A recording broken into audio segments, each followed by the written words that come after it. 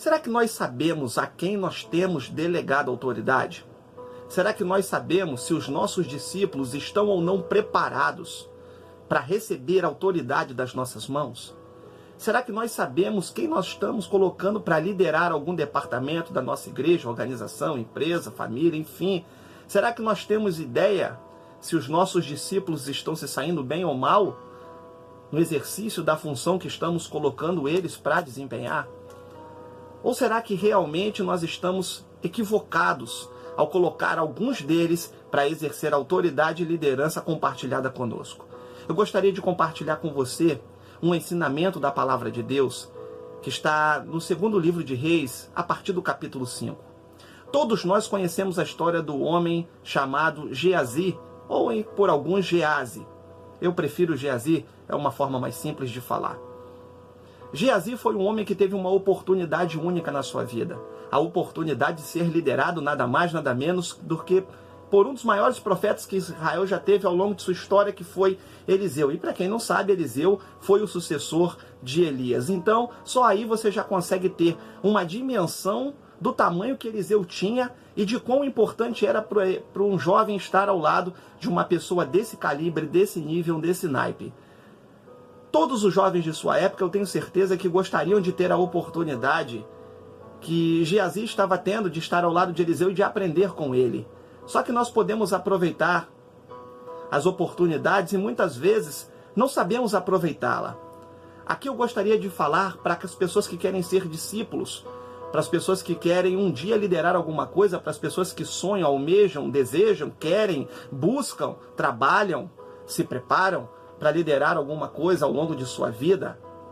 Eu gostaria de falar para você sobre erros que Geazi cometeu como discípulo, que ele não deveria ter cometido e que foram determinantes para que ele não obtivesse êxito no exercício da sua função, que era apenas naquele momento servir Eliseu, ajudar Eliseu no desempenho do seu ministério.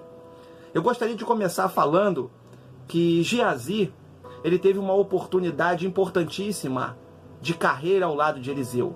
E ele desperdiçou essa oportunidade quando ele começou a tirar proveito de situações de forma errada.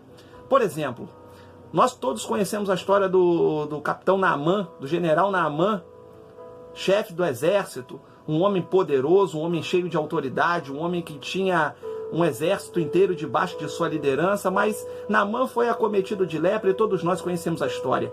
Só que depois de Naamã ter sido curado de lepra, através da vida de Eliseu, Naamã ficou tão satisfeito que gostaria de presentear Eliseu, abençoar Eliseu, dizer: Eliseu está aqui, eu gostaria de te abençoar porque você me ajudou num momento crucial da minha vida. Mas Eliseu reconhecia que aquele milagre que havia ocorrido na vida de Naamã não era fruto apenas do seu ministério, mas que aquilo, acima de tudo, era Deus usando a vida dele para curar Naamã e que ele não tinha o direito de receber presentinhos, agrados. Ah, como se isso fosse bom que isso acontecesse hoje. Hoje, grande parte das pessoas querem receber a gratidão com presentinhos, com agrados. Muitas vezes vão orar, muitas vezes Deus usa para entregar uma revelação, uma profecia, e a pessoa já acaba tirando proveito daquilo, quer ganhar um presentinho aqui e acolá, mas enfim, não é aí que eu quero chegar. Geazi, vendo tudo aquilo, ele não ficou satisfeito ao ver que Eliseu não aceitou os presentes. Ele viu ali uma oportunidade de tirar proveito da maneira errada daquela situação. Então o que ele faz?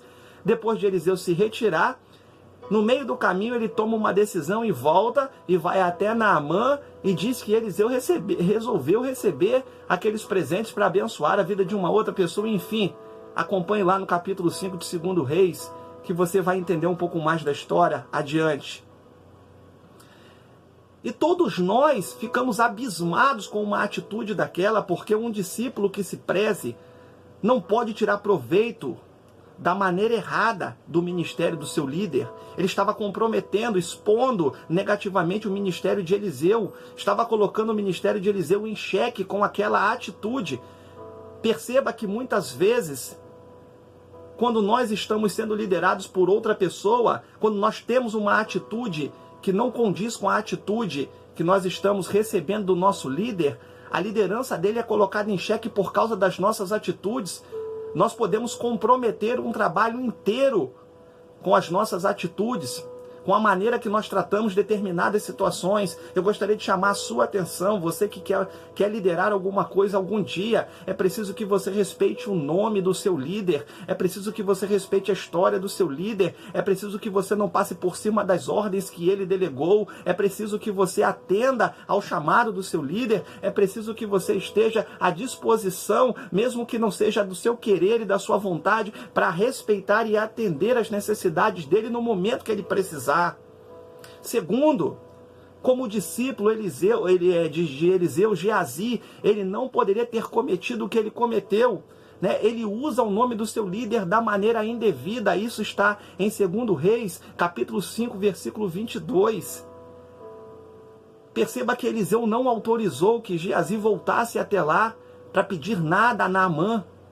E ele usou o nome de Eliseu, a credibilidade que Eliseu tinha, a credibilidade que Eliseu dispunha naquele momento diante de Naamã e de toda aquela situação, para tirar um proveito para si, um benefício próprio, usando indevidamente o nome, a credibilidade, o ministério, o chamado de Eliseu. Ele não tinha a menor ideia de quem ele estava servindo, e muitas vezes nós tiramos proveito errado do nome ou do tamanho dos nossos líderes. Não sabemos esperar a hora certa, o momento de alcançarmos aquilo que está reservado para a nossa vida, e queremos colocar o carro na frente dos bois, o cavalo atrás das carroças.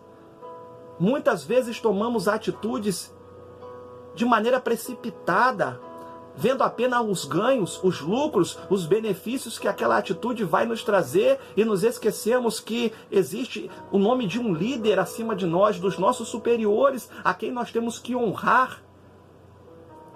Você vai herdar a unção que você honra. Terceiro, Geazi, como um bom discípulo, ele jamais podia ser uma pessoa de caráter duvidoso, e ele era uma pessoa de caráter duvidoso. Um obreiro de caráter duvidoso é a pior coisa que pode existir debaixo de uma liderança. Um obreiro que não é confiável, que não tem atitudes confiáveis, que não é uma pessoa de credibilidade, não traz benefício algum para a liderança de quem quer que seja. E Geazi, infelizmente, era desse tipo. Prova disso está no capítulo 4 de 2 Reis, a partir do versículo 27 até o 30. O período em que o filho da Sunamita faleceu. Ela vai até Eliseu, gritando, pedindo ajuda, pedindo socorro, porque o menino havia falecido, estava à beira da morte mesmo, e depois veio a falecer. Qual foi a atitude de Geazi naquele momento? A atitude na mesma hora foi de tentar afastar a mulher de Eliseu, de repente com ciúmes, de repente por um excesso de zelo, de cuidado.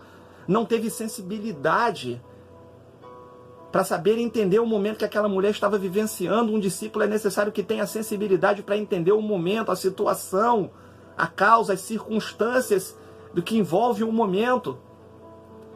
E ele não teve essa sensibilidade. E Eliseu vai e delega a autoridade, coloca nas mãos dele a autoridade, seu cajado, e fala: olha, vai até lá, coloca o bordão, o cajado sobre o menino, para ver o que acontece, para ver se o menino retorna à vida, para ver se Deus dá graça dele retornar à vida. Mas eu tenho certeza que essa mulher aqui não confiou que Geazi teria a capacidade de desempenhar essa função. Por quê? Porque ele não era uma pessoa confiável, não tinha a credibilidade, a mesma credibilidade que Eliseu tinha. E não é uma questão de estar no mesmo patamar, é uma questão de ter credibilidade, de confiabilidade, de confiança. Geazi não inspirava confiança, e um discípulo que não inspira confiança para as pessoas não pode ser um bom discípulo para o seu líder. Você precisa inspirar confiança. As pessoas têm que olhar para você e saber que você é tão bom quanto o seu líder. Prova disso foi que no momento em que o rapaz partiu com o cajado de Eliseu na mão, a mulher pegou o Eliseu na mesma hora e levou atrás, levou junto. Se ela tivesse confiado que Geazi fosse conseguir realizar aquele milagre, ela jamais teria tomado essa atitude. E para a gente encerrar, quarto, Geazi é um discípulo que desconhece o tamanho da liderança dos seus superiores. Por quê? Porque quando ele vai até Naamã e ele conta aquela mentira dizendo que Eliseu tinha pedido porque gostaria de abençoar, ajudar alguém, não importa. Ele desconheceu o tamanho do ministério que Eliseu trazia sobre si, a história, o chamado, a estrada que ele havia percorrido até ali. Ele desconhecia o tamanho da intimidade que Eliseu havia conquistado diante de Deus. E sabe o que acabou ocorrendo? Quando Geazi volta e Eliseu começa a conversar com ele, o Senhor revela a Eliseu o que ele havia feito. E em total descrédito, Geazi cai em desgraça com a sua liderança, com o seu líder. Eu espero que essa palavra tenha abençoado você, tenha abençoado a sua vida.